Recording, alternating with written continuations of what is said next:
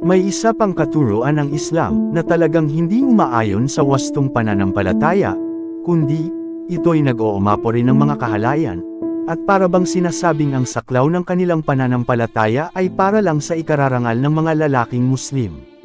Dahil tinuturo mismo sa kanilang Quran, ang pita ng mga lalaking Muslim, o ang kahalayan.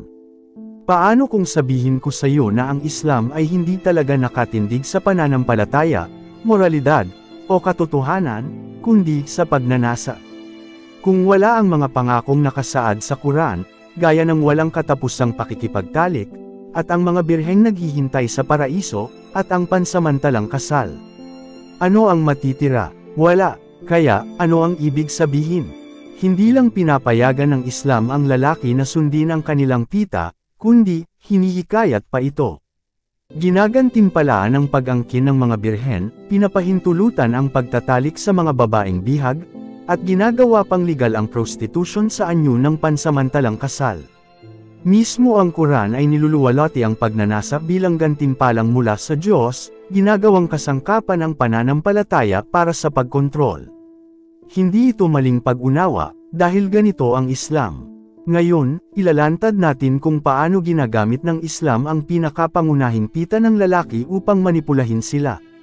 Paano ipinakita ni Muhammad ang halimbawa sa pamamagitan ng sarili niyang mga gawain, at kung bakit, kapag inalis ang mga insentibong sekswal, ang Islam ay bumabagsak sa kawalan. Sapagkat kung walang pagnanasa, ang Islam ay walang katuturan. Ang tinatawag na paraiso ng Islam ay hindi tungkol sa espiritual na katuparan o sa pagiging malapit sa Diyos. Isa itong lugar na idinisenyo upang ganap na tugunan ang mga pita ng kalalakihan. Paulit-ulit na inilalarawan sa Quran ang isang langit na puno ng mga batang birheng babae na nakalaan upang pagsilbihan ang mga mananampalataya. Sa Sura 56, mga talata 22 hanggang 24, ipinangako ang mga dalagang may magagandang mata, na parang mga nakatagong perlas. Sa Sura 78, talata 33, sinasabi namang sila ay mga babaeng may mga malulusog na dibdib at kasing edad ng mga lalaki, malinaw na inilalarawan ang kabilang buhay bilang parang isang walang hanggang bahay aliwan. Pinalawak pa ito ng mga hadith. Ayon sa Sunan Ibn Majah, hadith 4337, bawat lalaki sa paraiso ay magkakaroon ng 72 asawa, at ihanda mo ang iyong lakas sa pakikipagtalik na ito'y humahalin tulad sa 100 lalaki. Sa Sahih Bukhari 3255,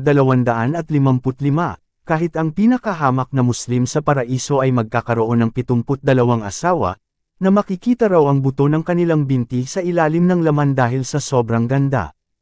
Hindi ito tungkol sa kabanalan. Ito'y tungkol sa pita. Samantala, ang kababaihan ay walang natatanggap na gayong mga pangako. Hindi malinaw ang kanilang papel sa paraiso. Kadalasan, naroon lamang sila upang paglingkuran ang kalalakihan. At yaong mga hindi makasunod sa mga pamantayang Islamiko ay hinahatulan sa impyerno. At sa Sahih Muslim 2737, sinabi raw ni Muhammad, tumingin ako sa impyerno, at nakita kong karamihan ng mga naroroon, ay kababaihan, at ang kanilang kasalanan ay ang hindi pagsunod sa kanilang mga asawa. Ngunit ang obsesyon at pagnanais ng Islam sa pakikipagtalik ay hindi lang tungkol sa kabilang buhay.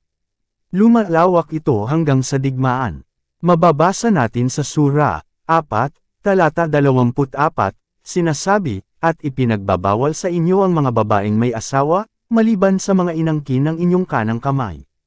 Ang ibig sabihin nito, kung ang isang babae ay bihag ng digmaan, kahit pa siya ay may asawa, maaari na siyang ituring na pag-aari ng nakabihag sa kanya. At maaaring gamitin ayon sa kagustuhan ng kanyang amo. Kinumpirma ng mga hadith na hindi lamang ito pinahintulutan, kundi isinagawa talaga. Ayon pa sa Sahih Muslim 3371, ikinwento kung paano nabihag ng mga tagasunod ni Muhammad ang mga babae, at dahil nag-aalala silang mabuntis ang mga ito, tinanong nila si Propeta Muhammad tungkol sa paggamit ng coitus interruptus, kung okay lang bang magpigil para hindi mabuntis ang babae. Hindi niya sila pinagbawalan. Sa halip, sinabi lang niya, gawin ninyo kung gusto ninyo, pero ang itinakda ng Diyos ay mangyayari. Ang kasaysayan ng Islam ay puno ng mga pinunong may mga harem ng mga babae, at ginamit nila ang batas ng Quran bilang katwiran. Hanggang ngayon, ginagamit ng mga grupong jihadist gaya ng ISIS ang parehong mga talata upang alipinin ang mga babaeng Kristiyano at Yazidi. Ang mga batas ng Islam ay ginawa upang pagbigyan ng pita ng kalalakihan, kapalit ng dangal at karapatan ng iba. Hindi lamang nito pinapahintulutan ang kalalakihan na tuparin ang kanilang pita, ginagawa pang legal ang mga ito sa anyo ng pansamantalang kasal.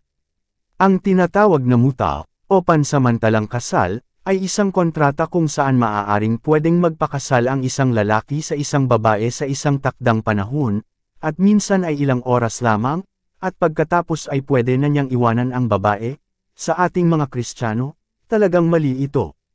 At ito ay isang kasuklam-suklam, pero para sa mga Muslim, ito'y bahagi na ng kanilang tradisyon at pananampalataya. Kung tutuusin, ang ganitong gawain ay matatawag na legal na prostitution, kung saan ang kasunduan ay may bayad kapalit ng pakikipagtalik. Mababasa natin, sa parehong Sura 4, talata 24, malinaw na pinapayagan ito, ganito ang nakasulat. Kaya para sa anuman na inyong kinagiliwan sa kanila, ibigay ninyo ang kanilang nararapat na kabayaran bilang obligasyon. Kinumpirma ng mga sinaunang sanggunian sa Islam na ito ay karaniwan sa panahon ni Muhammad. Ayon sa Sahih Muslim 1406, si Muhammad mismo ang nagpahintulot sa pansamantalang kasal, kahit pa ito ay sa loob lamang ng maikling panahon, basta't may napagkasunduang bayad. Ang kasanayang ito ay napakalinaw na ukol sa pita, kaya ipinagbawal na ito kalaunan ni Umar, ang ikalawang kalif. Ngunit hanggang ngayon, ipinagpapatuloy pa rin ito ng mga Shia Muslim. Habang kinokondena ng Sunni Islam ang mata, pinapahintulutan naman nito ang isa pang anyo ng pagsasamantala na tinatawag na nikah misyar, o kasal ng manlalakbay. Ang legal na puwang na ito ay nagbibigay daan sa mga lalaki na pakasalan ang isang babae habang isinusuko ang lahat ng obligasyong pinansyal, ibig sabihin, makakukuha sila ng lahat ng benepisyo ng pagkakaroon ng asawa, pero walang pananagutan. Ito ay sistemang ganap na itinayo upang paglingkuran ang pita ng kalalakihan, tinatanggalan ng karapatan at seguridad ang mga babae. Ngunit hindi natatapos dito ang kontrol ng Islam sa pagnanasa. Sinisikil din ito ang kababaihan upang hindi raw matukso ang kalalakihan. Ang Quran at mga hadith ay madalas sinisisi ang kababaihan, sa kawalan ng pagpipigil ng mga lalaki sa kanilang sarili. Dahil dito, ipinatutupad ang mga mapanupil na batas upang itago at supilin ang kababaihan. Ang hijab ay madalas ipinagtatanggol bilang simbolo ng kahinhinan, pero malinaw sa Quran, ang tunay na layunin nito, upang pigilan ang pagnanasa ng mga lalaki. Sa Surah 33:59, inuutusan ang mga babae na magtakip ng sarili upang sila'y hindi pagmalupitan. Sa madaling salita, kung sila'y molestiyahin, kasalanan ito ng babae dahil hindi siya nagtakip ng sapat. Lumalampas pa rito ang batas Islamiko, ipinapatupad ang segregasyon, nililimitahan ang edukasyon ng kababaihan, at pinapayagan ang anumang nais nilang gawin sa kanilang mga asawa. Sa Sura 4, talata 34, hayagang sinasabi, tungkol sa mga babaeng kinatatakutan ninyong susuway. Pagsabihan sila, ipadapa sa kama, at paluin. Mismong si Muhammad ay itinuturing na halimbawa sa bagay na ito. Ayon sa Sahih Muslim 2127, sinabi ni Aisha, hinampas ako ng sugo ng ala sa aking dibdib, at ako'y nasaktan. Ang pananaw ng Islam sa kababaihan ay malinaw, sila ay narito upang paglingkuran ang pita ng kalalakihan.